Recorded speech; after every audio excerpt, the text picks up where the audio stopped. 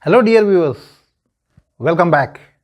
I am Rajesh Patil and you are watching my YouTube channel. Today we are about to discuss the second part of the poem The Father's Returning Home 2.5. Today we are discussing 2 points. Number 1 is about the poetic appreciation and the second one is about the figures of speech. Friends, in the poetic appreciation, we have to deal with 9 different points. Remember, it's a 4 marks question in the examination. And the points are: number 1, the poem; number 2, the poet; at number 3 comes the title; number 4, theme; number 5, poetic style; number 6, language and poetic devices; number 7, special features; number 8, moral and message; and at last comes number 9, your opinion. So these are all the points which we will have to discuss and write down in the examination. So friends, let's start with the first point, the poem. The poem Father Returning Home, written by Mr. Std Xii, is one of his finest poems. The poem is taken from his only English anthology, Traveling in a Cage. It's based on personal experience. The hero is his father, Purushottam Chitre. The poem depicts generation gap and the stark realities of modern suburban life. Alienation, estrangement form the basis.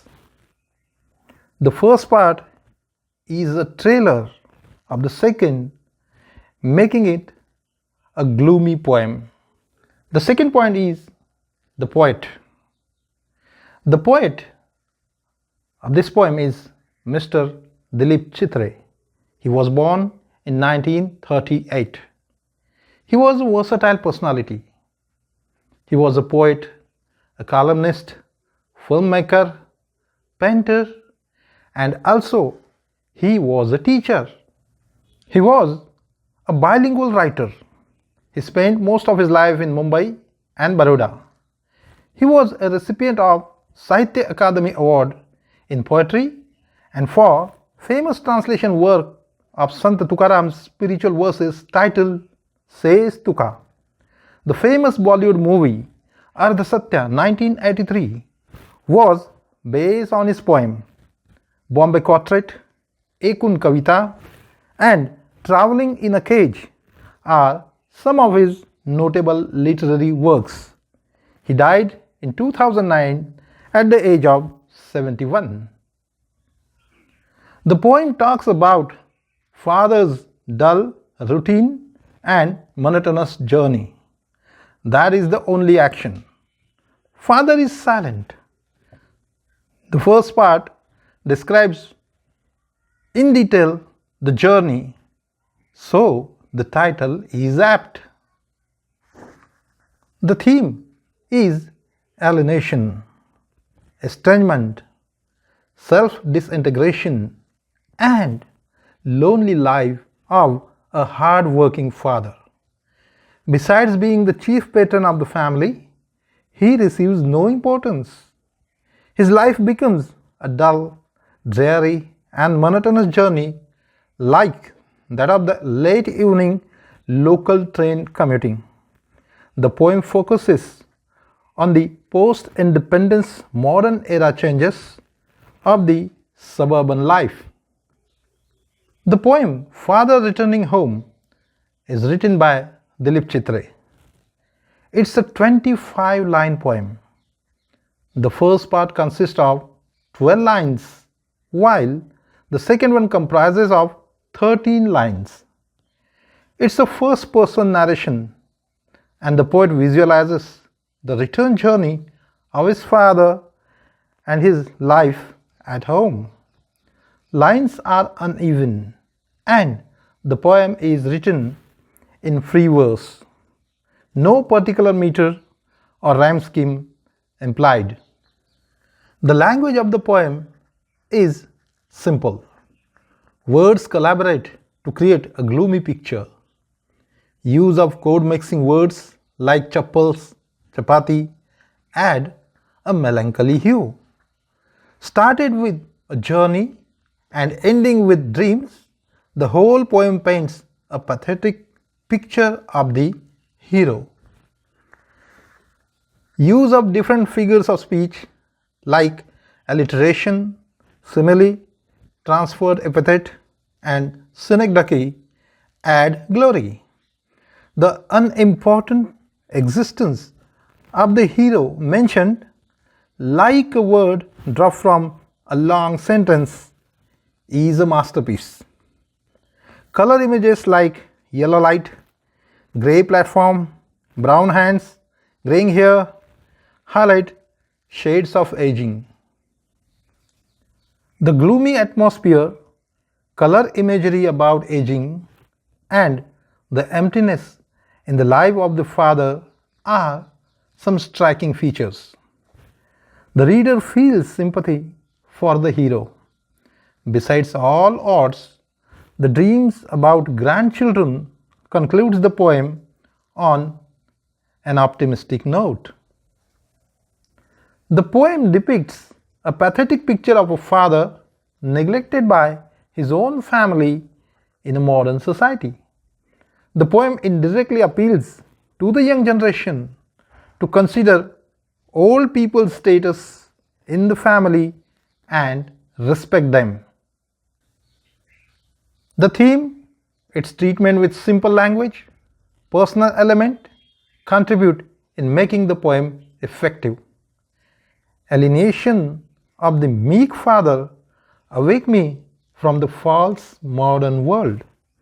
The stark reality is an eye-opener and compels to think about the status of old people in our modern society. That's why I like the poem.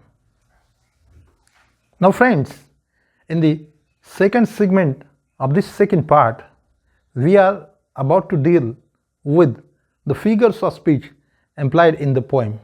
So, let's start with. The first figure of speech is alliteration. Alliteration is the use of the same letter or sound at the beginning of words that are close together. And here are some examples. Number 1. Suburbs slide past his unseeing eyes. In this line, we have the repetition of the sound S. The second, crosses the railway line, enters the lane. Here, the sound L has been repeated. The second figure of speech is simile. A simile is a figure of speech that compares two different things using the word like or as. And here is the example. Like a word dropped from a sentence. The third figure of speech used is personification. Personification is the act of representing objects or qualities as human beings. And here are the examples. Number 1. The cold water running over his brown hands. The running, it's a human quality attached with the water. The second, I see him drinking weak tea. Here, the tea is supposed to be weak. It's a human quality. The next figure of speech is synecdoche. Synecdoche is a figure of speech in which a part is made to represent the whole or vice versa. Means sometimes the whole is represented by the small part and sometimes the small part is represented by the whole. And here are some examples. Number 1. A few droplets cling to the graying hair on his wrist. The graying hair, it's supposed to be, that is the aging. Second, I see him drink weak tea, eating a stale chapati.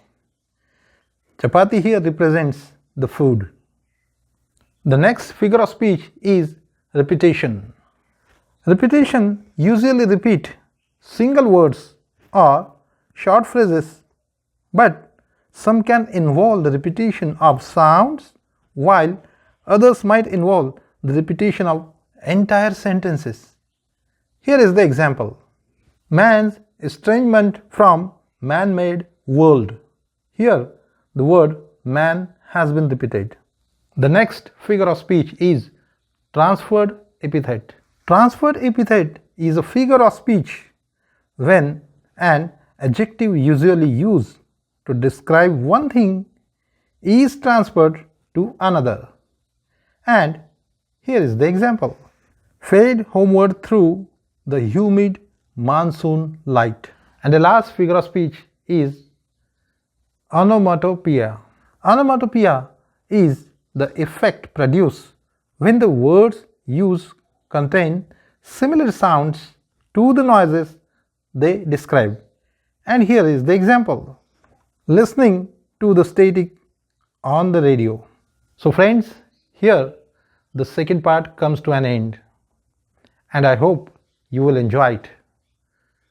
So before signing off, I request you to please share, subscribe and like my videos. Thank you for watching this one. Bye.